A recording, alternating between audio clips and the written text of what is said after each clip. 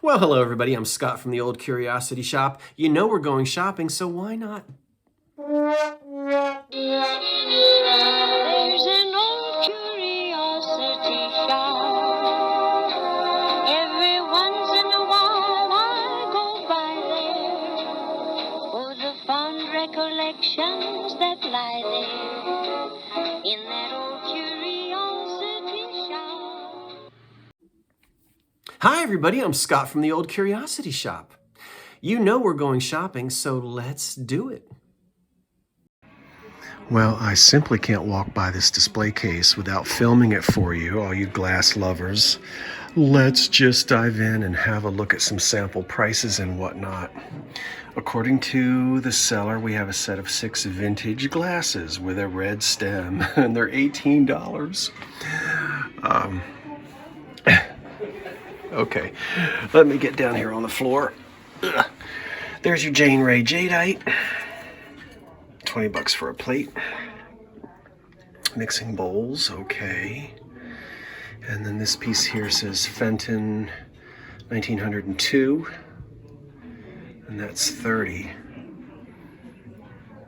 Vintage glass. So I guess, look at that with its lid back there. Oh my goodness, do they know what that is? It's Adams glass. Wonderful. And of course, Spoke and Madrid. Familiar with that. Some shoes, glass shoes. Of course, I'm attracted to the color of this back here, and I'm not going to buy it because it's probably $55. Opalescent. It's $39. A little bit cheaper than I thought. Okay, look at that one. Isn't that pretty? Look at this, Adams & Company. Oh my goodness. AKA Frosted Waffle. 1887. Boy, oh boy, I just love me some clear glass patterns. Okay, that's $49. That one in green. Early American Pattern Glass, Jefferson Glass Company, 1902. I don't see a price on that. Lots of Amberina. Oh, I sure do recognize that. I think I recognize those swirly swirlies as a Falstoria pattern. But, I suppose more than one kind. Well, now for pity's sake. What does it say? It says, can't get the tag. It says vintage Falstoria Versailles. Okay. Okay, there we are in pink. We know what that is. Here's another covered one. Falstoria Glass Company, 1901. This thing? EAPG, yeah. And then there's more up top with their lids and some blue glass. Look at that one. Look at that one right there in the back. It says Eastlake 1880 Ripley Company. Yeah, with kind of an Eastlake pattern. Boy, that is a nice one. A little fan vase. There's another big one with its lid. I love these when they have their lids. Scalloped tape, 1880s. Yeah. My gosh. Here's another one. I just love this. I think I found, what, Forget Me Not? 1885. Canton Glass Company. I think I might have a tumbler at home. Oh well, anyway. That was fun to look through, just to look through some of those things. Hope you enjoyed that. Well, I had to go up and down the aisle twice before these jumped out at me because the light had to come in at the right angle. Now, there are only 3 plates, but I get all 3 of them for $1 per plate. And you can see that this is antique stretch glass. Wonderful. Okay. Yep. This is made between 1915 and 1925. And that color is sometimes referred to as Persian pearl. So these 3 plates are going in the cart. And they're made by basically the same companies that were making Carnival glass in the 30s. Or, I'm sorry, from 1900 to the early 20s. Stretch glass became popular afterwards. Now, somebody else recently was looking at one of my old videos, and they saw that I had several of this sort of burgundy and gray colored mid-century restaurant ware. I have some in my basement, including some cups and saucers. Here are some dinner plates. I'm going to go ahead and buy these. I don't know how many dinner plates I've got at home, so there are enough of them here for me to buy 6, 7, or 8, and then we'll have another set to offer. But I've got to get home and count my cups and saucers, because it doesn't look like they've got cups and saucers here. This is so pretty with the silver around the edge. Just looks so much like the 1930s. And that's blurry, but I think it was a Homer Laughlin. And of course, a lot of those patterns were made for decades, maybe introduced in the 30s and continuously made through the 40s and sometimes into the 50s or 60s. I love an old-fashioned juice glass like that. Well, now I am in a store in Glassboro, New Jersey. And I enjoy coming here. This used to be, a friend of mine years ago told me that this used to be an old skating rink. A lot has changed in Glassboro since in 1990, Glassboro State College, which was kind of a sleepy South Jersey quote-unquote teacher's college, was given $100 million as a donation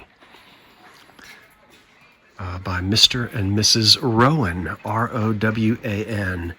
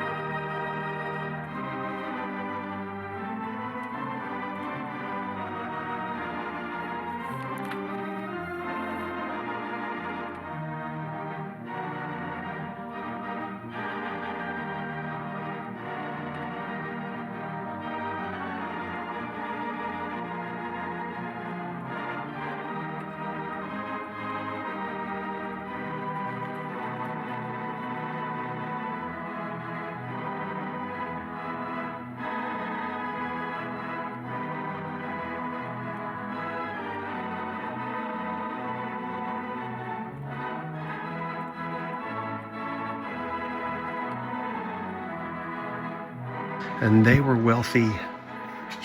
Mr. Rowan was a wealthy South Jersey. Gosh, I don't know how he made his money. You can Google it. And he wanted to give back, and boy, did he ever give back. He gave $100 million to Old Glassboro State College, and several years later, they renamed it Rowan University. I'm pretty certain he did not ask them to do that. But they did. Anyway, so Glassboro, New Jersey, yes. All of South Jersey was a major hub for glass blowing, and a lot of you already know that. That's how it got its name. I'm not really seeing anything in the furniture. Usually I find some nice antique furniture. Not finding any today.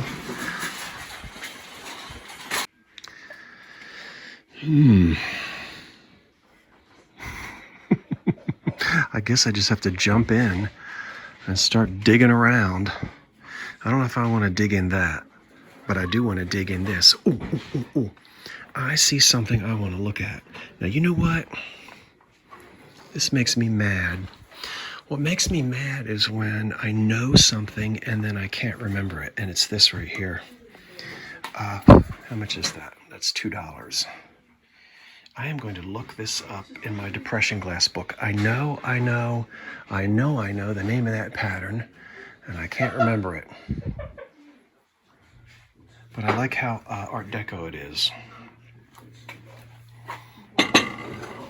Okay, I'm just putting that down there for a second, but I'm going to go back to it. I promise you I am. No. What's this? All right, that's a bowl in a bowl. That doesn't really set my heart a whirl.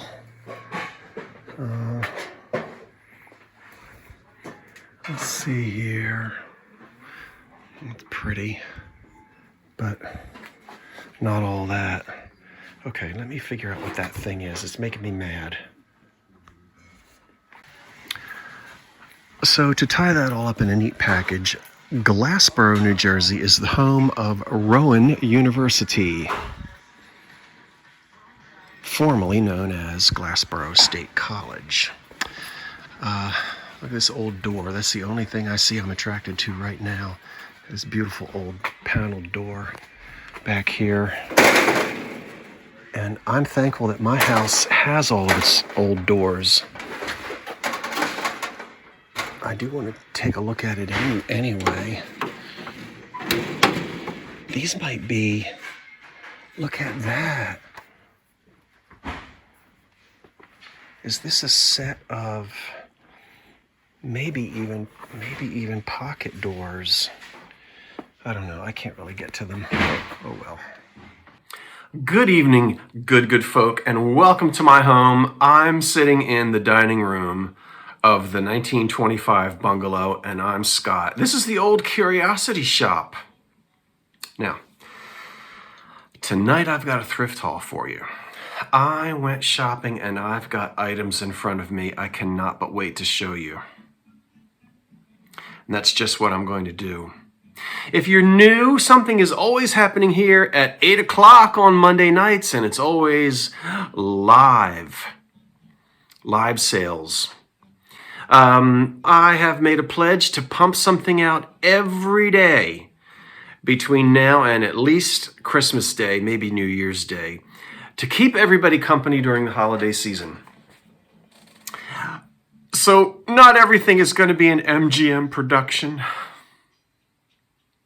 I have limited staff. Anyway, let's jump right in, and we're going to start off with EAPG. Now, you're always talking about that. What is it?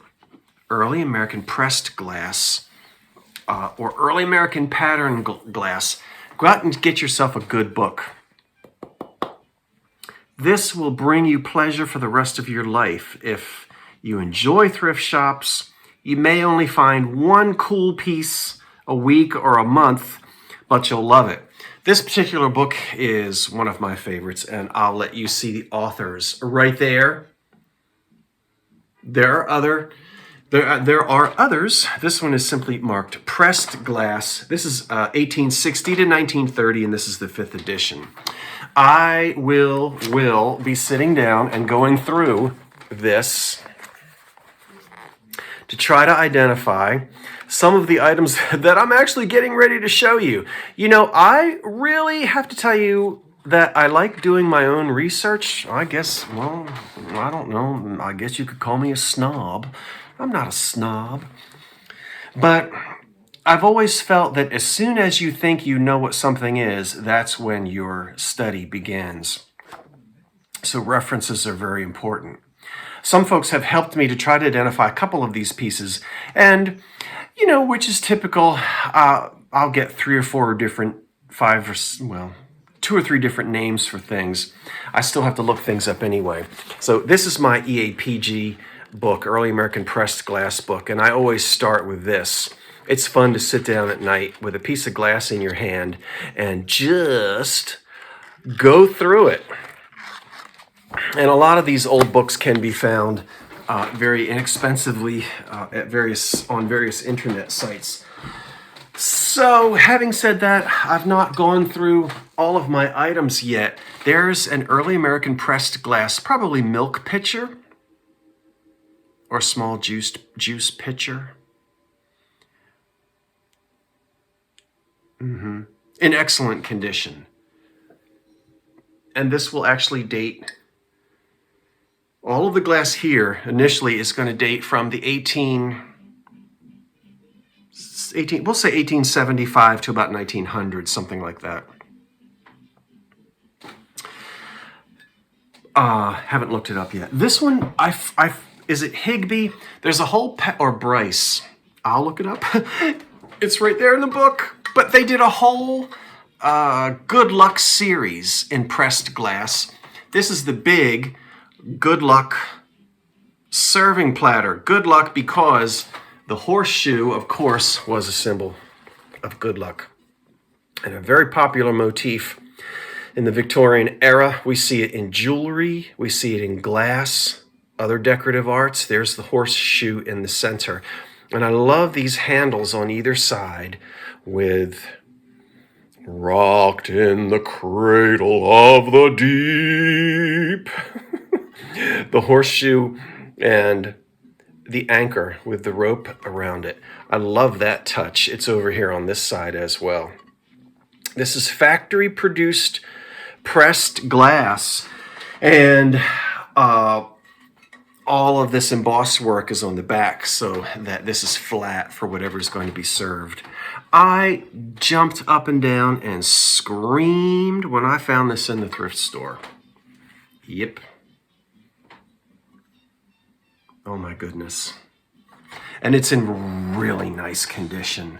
This is the old stuff here, late Victorian era. That is as well. You know, I just for kicks and jollies, I went online and did a quick everything. Higby, Bryce, Fenton, Westmoreland, Imperial. You can't trust the internet, folks. So I am, you already know. I'll find it. Okay. But, there's that with this wonderful, but it's Victorian era. Look at the ruby flashed.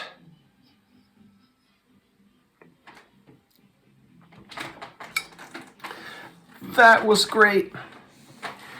And then there's another piece of Victorian. You remember the Jeanette Windsor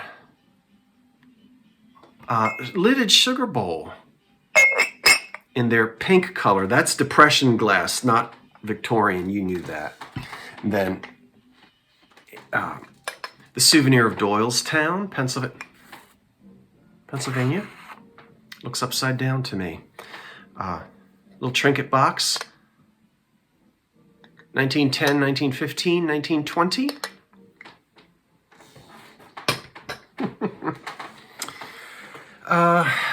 Good grief. Ooh.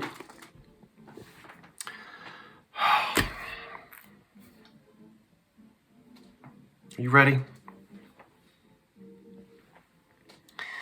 I wish I could count how many mouths are getting ready to dwop open.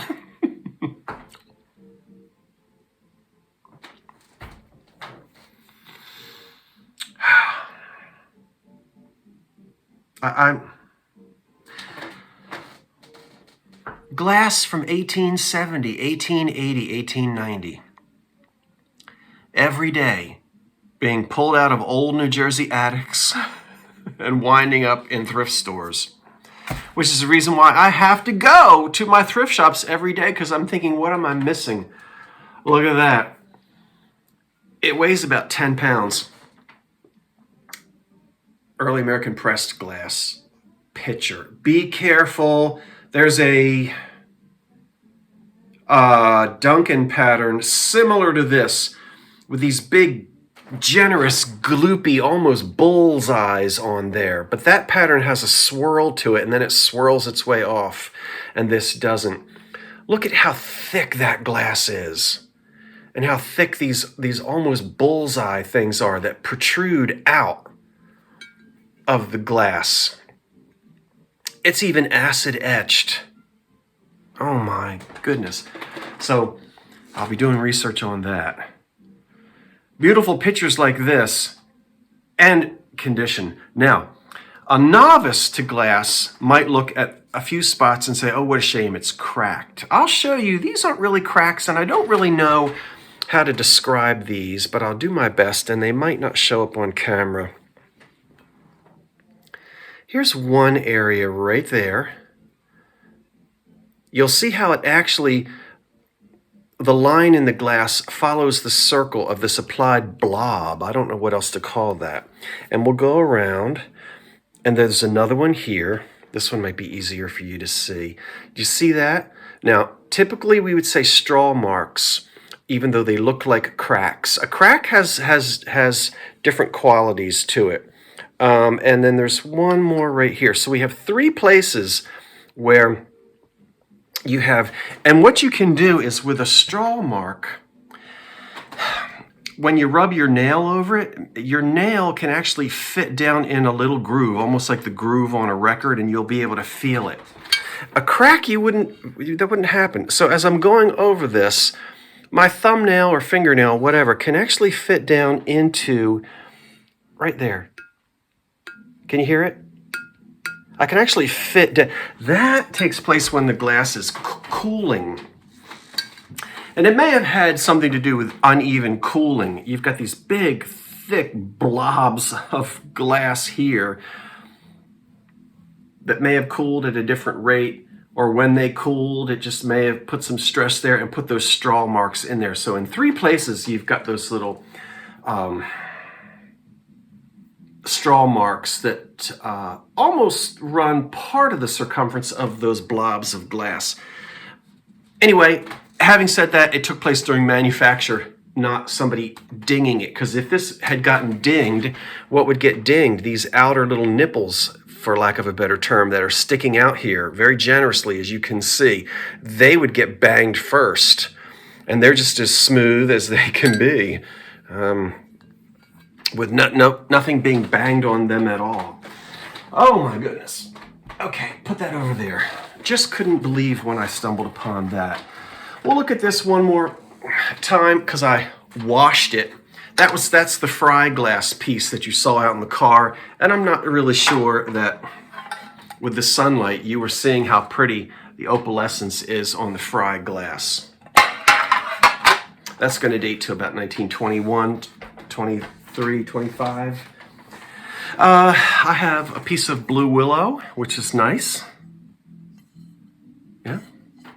English. Let's see, is it? Of course, of course. Lusitania? What? Lusitania Royal Semi-Porcelain Wood and Sons, England. Okay. I think most of us are familiar with the ill-fated Lusitania,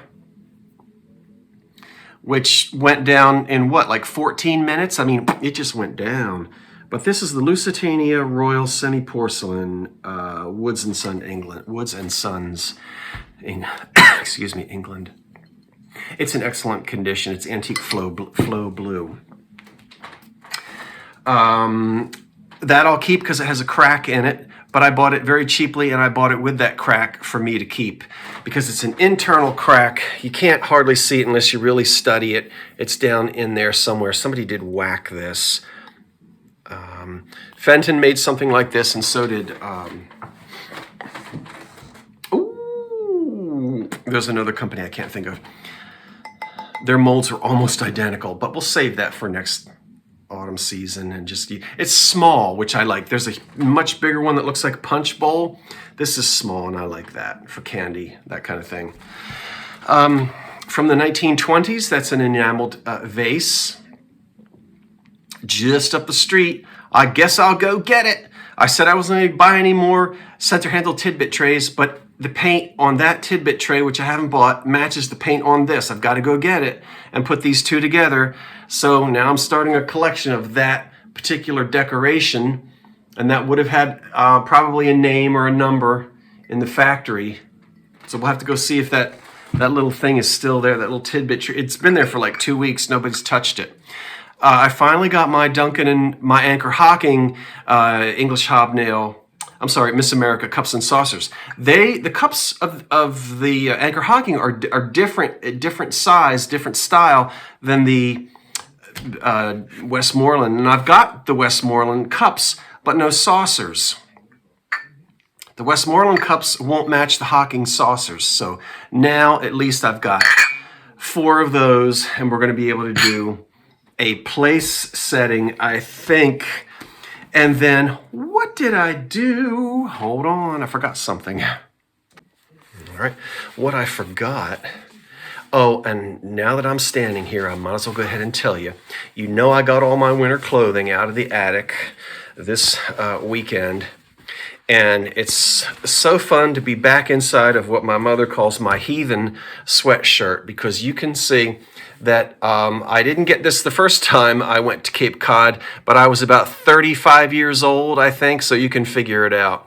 I don't wear this out in public unless I'm out in the yard or something like that. I've been around the house Sunday afternoon. Ooh, and I'm in my ratty old heathen sweatshirt. And I hope you're in some type of a comfortable fuzzy robe at home as well. Why not? Okay, stretch glass plates. These are fresh. I picked up 3 of them just about, well, I tell a lie. I did go out today, but I didn't have my heathen sweatshirt on. I bought these, and I normally don't go thrifting on Sunday, but I did today because there's a thrift shop next to a grocery store, and I was out of butter. I needed to go get butter. So, of course, I had to stop at the thrift shop, and there they are. We've talked a million times about stretch glass. There is a stretch glass society that you can belong to. Here's a wonderful book, and I'll let you see the names of the authors down below. And this is published by Collectors Books. And stretch glass didn't have a long run of popularity. Not too many years, about 20 years. And I'll be able to find those plates. I think they're Persian pearl. There's lots of colors in this book. I just haven't gone through it yet. And one of the main differences between stretch glass and carnival glass is, and you'll see as you're looking through this book, the glass is plain. It's not covered with engravings or embossed patterns. It seems much simpler, less fussy, and the emphasis is on the color and the form rather than some kind of a design. There are some plates.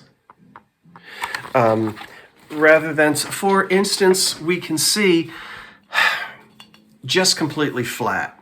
Your carnival glass is decorated all over the place, heavily cut, heavily designed, all those facets when you see carnival. But stretch becomes much, much simpler without a whole bunch of fuss.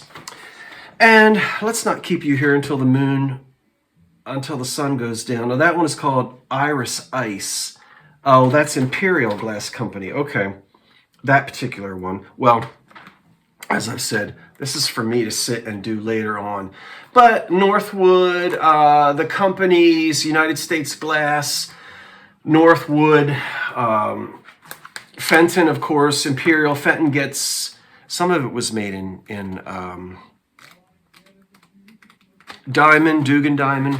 Let's put this back over here. All right, 6 of those. And then I love these old small size, 10-inch size, 33 1/3.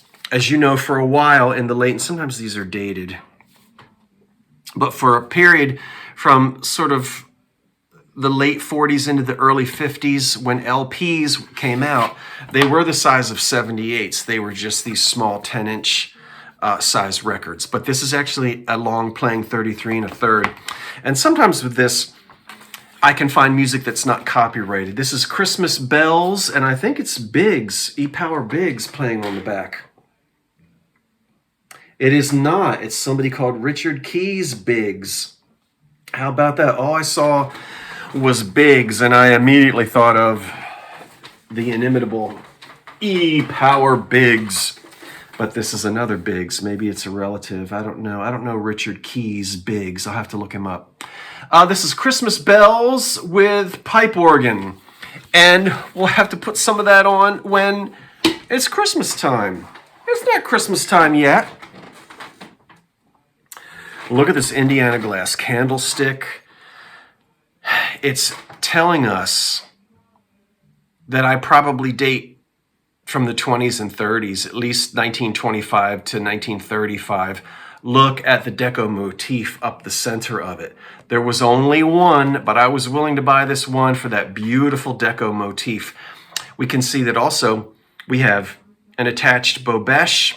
We'll be able to hang prisms from this, and it will just absolutely be beautiful. Now I'm going to have to keep my eyes open. Somewhere out there in a thrift shop, I'll find a second one. These will be keepers, I think. I like the crystal, and I love this repeated deco pattern on this particular candlestick, and I think it's Indiana glass. Now, the last thing I want to show you now, I think, and tell you is I'm going to show you three things. Don't you forget, I did a video on all that Christmas glass 3 or 4 days ago. You can go back and watch it.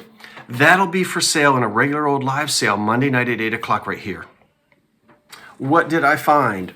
Did I find 3 pizzas? No.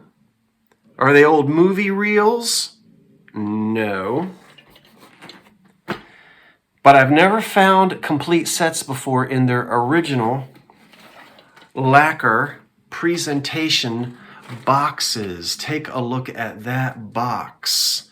This is going to go all the way back to, we're going to say circa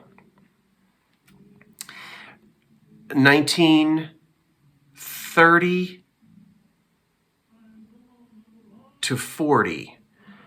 Right, really solidly though, probably in the mid-1930s. And what I've got, what's inside of this Japanese lacquer box, I hope I don't turn them upside down and throw them all over the table. But let's take the lid. Well, I guess I could have taken the lid off. You could have seen it easier that way. That was kind of dumb. Inside of the box, exactly the way it was manufactured and shipped, is a what's called a sweetmeat set. In lusterware, made in Japan, again, circa 1930, and it's all here. There's just the one little center dish, and this one is marked hand-painted, made in Japan. We can see that mark right there. I won't pull each individual piece out, maybe just one, so that you can see the pretty colors. I didn't find one of these in its old lacquer box. I found 3. So there's one. My goodness. Oh, by the way, how do you know it's a sweetmeat set?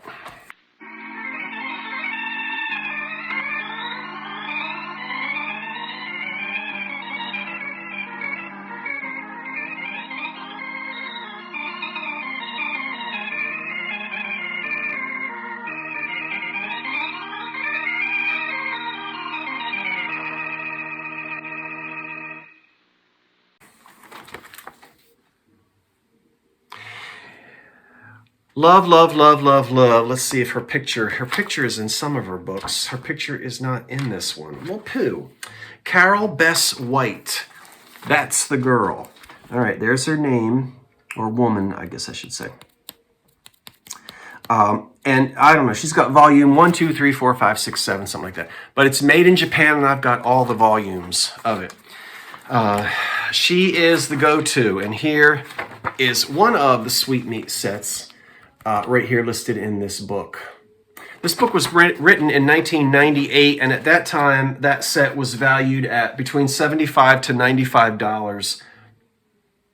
What we used to call book price. Remember, everybody back in the day would say, Well, so and so and so in the book. Everybody used to say in the book. That was before online. And the book was just generic. So when I was, in my 20s, you'd always hear the old-timey dealers about, well, it's $80 in the book, which could be any book, but anyway. There's one of them. Okay, that set will be for sale. Here's the second set in its lacquer presentation box. I've never had these boxes before. How many of them survive? I don't know. That looks like the one pictured in Miss White's book. We just looked at it. So again, a sweetmeat set. This one, same design as the other one, simply in a different lusterware color. But popular colors for lusterware. Put that lid back on that one. And they're all complete without any damage. And then here's one that's a little bit larger and slightly different. See? And this one features same shapes, but little birds, little boids. Let's see, can we get you to see one? See?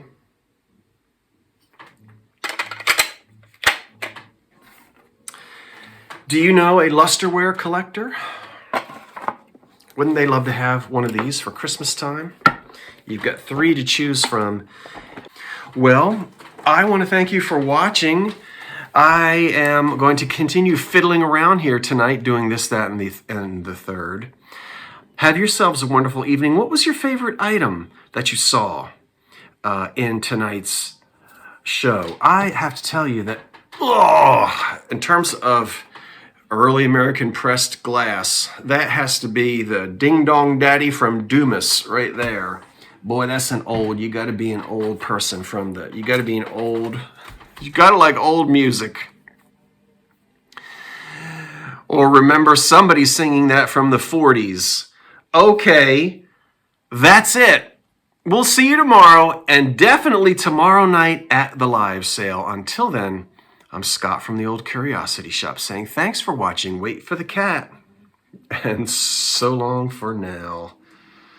Oh my goodness, what a day. What a day. It was a good day.